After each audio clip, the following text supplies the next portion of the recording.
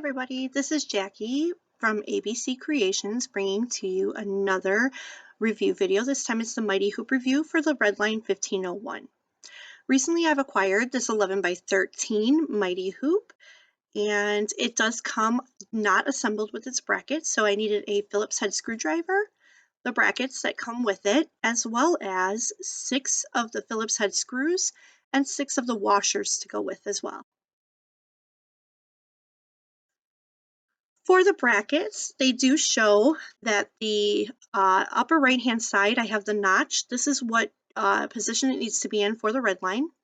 And the wording on the left-hand side should show your Mighty Hoop size along with BKT for bracket. If yours does not match your Mighty Hoop, I would definitely contact the manufacturer or who you bought it from and have them double check. Now for the Redline on the left side, again, I check my bracket size and make sure that my clip is on the bottom left. This is the placement that it should be in for the Redline 1501 arms. The first step is you need to separate your 2 magnetic hoops, the back from the front. You may need a little elbow grease to pull these apart.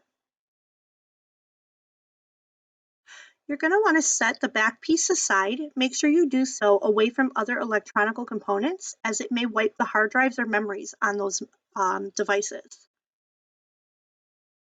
Next, you're going to place the bracket on top of the hoop, and then you're going to take one of the Phillips head screws, and you're going to make sure that the screw head is facing down toward the floor. And you're going to want to insert the screw from the inside of the hoop up, or the bottom up. Next, you're going to take one of the washers, and you're going to want to install it with the teeth facing down toward the metal.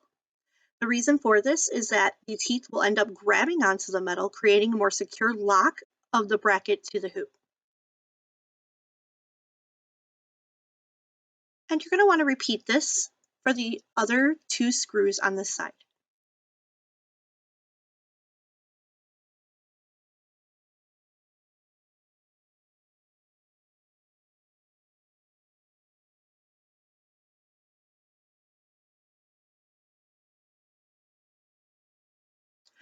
Next, to ensure that these are in place and they're not going to move, I turn the hoop over, and as you can see, it is flush. This is to ensure that the back magnet can sit up against it with no issues.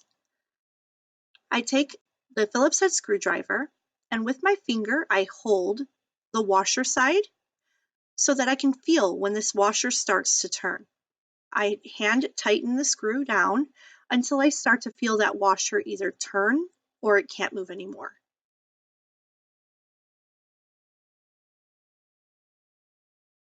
And that's it for the one side. I'm going to go ahead and fast forward and repeat the other side for you.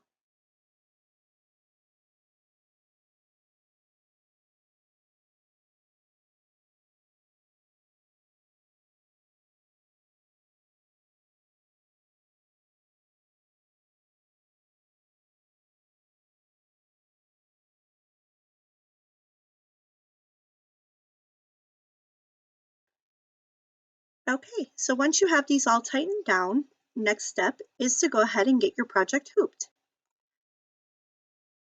For my project, I was doing a Sherpa blanket soon, so I wanted to test it on some similar high pile material. So, for the back of the Mighty Hoop, the white side is actually the bottom of your hoop, or the side that should be facing, the bottom if you turned your hoop around here. The blue side is the strong magnetic side that's going to snap closed with the inner side of the top hoop. For this project, I used the Metro Heavy Cutaway Stabilizer and a random fabric I had laying around that's similar to the Sherpa type that I want to use, which is a high pile, and I just set it on top of the cutaway.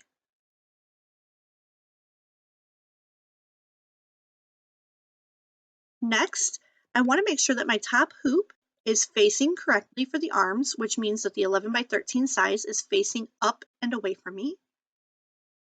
And you're going to hold your hoop about 2 to 3 inches above your project and just drop it into place. The 2 magnets are now going to lock together. You want to check to make sure that your material is not too loose to cause thread or needle breaks. If it is, or you can feel a pinch of material when you squeeze it, pull the edges slightly outward until you get a nice firm center. Next, I'm going to take you to the machine. We're at the machine, and as you can see, my Redline arms are set up for the smaller manufacturer hoops that come with the Redline 1501. I need to extend my arms out to the largest or the furthest away holes on the pantograph. To do this, you want to take the Allen keys that came with your machine, and you're going to want to select the largest Allen key on the red side.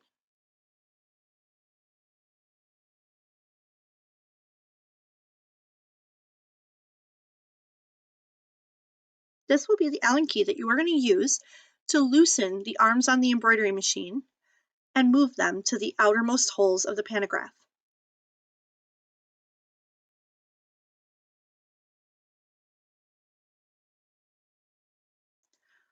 Loosen the screws slightly so that you can maneuver the arm off of the pantograph.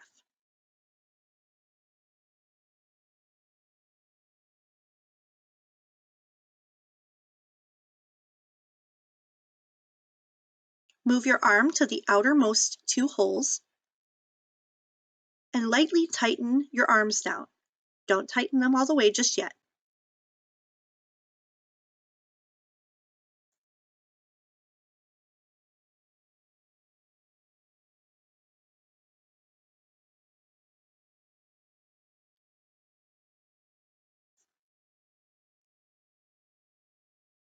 Next, I'm going to move the pantograph slightly over so I can access the other arm on the other side.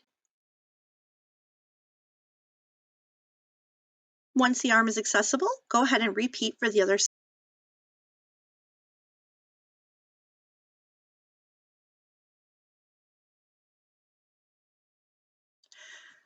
All right, once the two arms are secured down enough, not fully tightened down, you want to install your new Mighty Hoop. And the reason you're doing this while they are loose is so that you can adjust them if needed before they are locked in place. If you were to tighten them down in the wrong place, the Mighty Hoop wouldn't go in.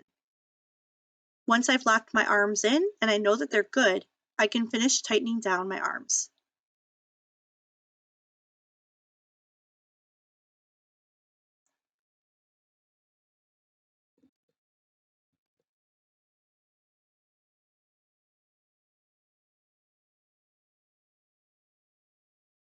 Now that's all that's left is to go ahead and get the design loaded and ready on the machine. To do this, I make sure that my pantograph is pretty centered, or I should say the hoop. For all intents and purposes, for me, I eyeball it because with the Mighty Hoop, you can't set a center unless you change your parameters. For this design and this purpose, I just did a quick eyeball to make sure, and then a quick outline trace of my two designs in the Mighty Hoop to make sure that it wouldn't hit. I lightly pull down on my needle bar, not close enough for it to hit the machine hoop if necessary, just in case, and I let the outline trace run. For this design, I'm running two logos on one Mighty Hoop.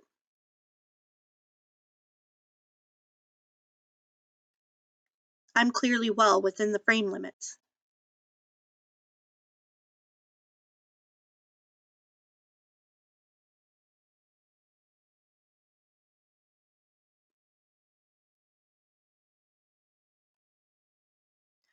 Next, we're just going to go ahead and hit start and let you watch the stitching process.